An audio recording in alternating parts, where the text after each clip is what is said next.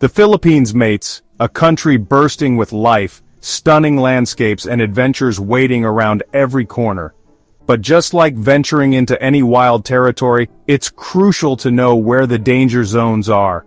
From dense jungles to bustling city streets, we're uncovering the raw truth about the Philippines' most perilous locations. So, pack your mental resilience and prepare for an eye-opening journey as we explore the 10 most dangerous places in the Philippines. We're dropping into Jolo, Sulu, an island province scarred by conflict and shrouded in uncertainty. The Abu Sayyaf Group, a militant organization known for their brutal tactics, holds a grip on this region. They're responsible for kidnappings, bombings, and attacks that have left communities living in fear. The military presence is strong, but the fight against these insurgents is a constant battle. Kidnapping for ransom is another terrifying danger lurking in the shadows. Foreigners and wealthy individuals are prime targets, and being taken hostage is a very real threat. Even with the military presence, there are areas where the government's control is weak, leaving communities vulnerable. Our journey takes us deeper into the volatile region of Mindanao, to the island of Basilan. This is another stronghold of the Abu Sayyaf Group, and the scars of conflict run deep here. The people of Basilan live with this reality every day. The jungle terrain makes it difficult for government forces to completely eradicate the insurgents, and the cycle of violence continues. Guerrilla warfare is the name of the game here, with both sides engaging in hit-and-run tactics. The coastal waters surrounding Basilan are a haven for piracy and smuggling. The Sulu Sea, once a vital trade route, is now a dangerous passage, and the fight for control over these waters continues to claim lives. We arrive at Tawi-Tawi, an island province that could be a paradise with its pristine beaches and turquoise waters.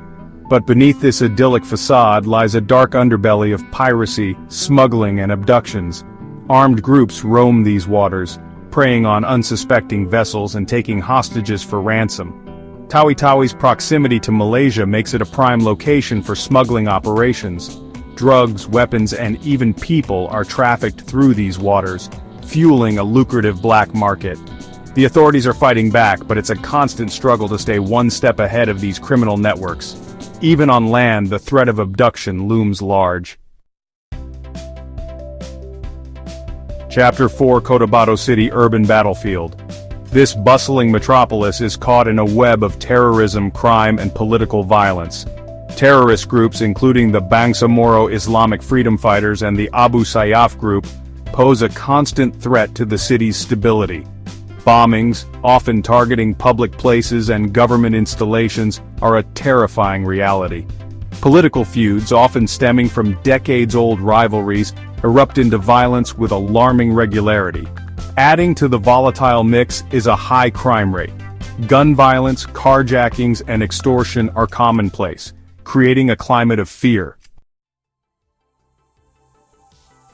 Chapter 5: Marawi City, Scars of Siege. The 5-month battle between government forces and ISIS-linked militants in 2017 reduced this once vibrant city to rubble. Unexploded bombs and improvised explosive devices litter the landscape, posing a deadly threat to returning residents. While the Philippine government declared victory over the Maut Group, the threat of extremism is far from extinguished. Remnants of the group and other radicalized individuals are believed to be regrouping in the surrounding areas. The rebuilding process is slow and arduous. Basic infrastructure like electricity and water supply remains unreliable in many areas. Chapter 6: Zamboanga City, Abduction Hotspot. While it boasts a rich history and vibrant culture, it's also grappling with the persistent threat of terrorism, abductions, and the illegal drug trade. The Abu Sayyaf Group and other criminal syndicates operate in the coastal waters and remote islands surrounding Zamboanga. Abductions for ransom are a terrifying reality. Zamboanga City has also become a major transit point for the illegal drug trade. Methamphetamine, known locally as shabu, flows through the city, fueling addiction, violence, and corruption. The authorities are engaged in a relentless battle against this scourge. Chapter 7. Quezon City, Shadows of the City. While parts of Quezon City boast modern amenities and a thriving economy, certain districts are plagued by crime, poverty, and gang violence. Drug-related crimes are rampant in these impoverished areas. Gangs fueled by the lucrative drug trade control the streets. Turf wars turn these communities into battlegrounds. Theft and mugging are everyday occurrences.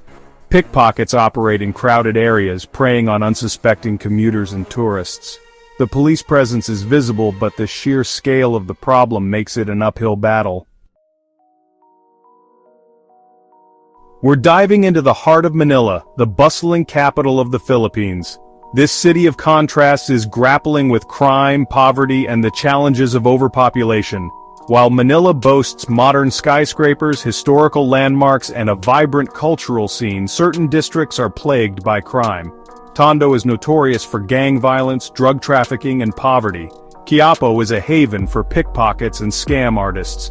Even in the more affluent areas of Manila, crime persists, highlighting the stark economic disparities. We're venturing into the heart of Samar, an island province in the eastern Visayas region. The New People's Army, a communist guerrilla group, has been waging an armed struggle against the Philippine government for decades.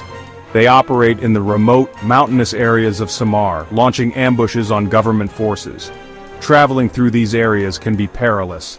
Encounters with the NPA are not uncommon, and being caught in the crossfire is a very real danger. As if the threat of armed conflict wasn't enough, Samar is also highly susceptible to natural disasters like typhoons.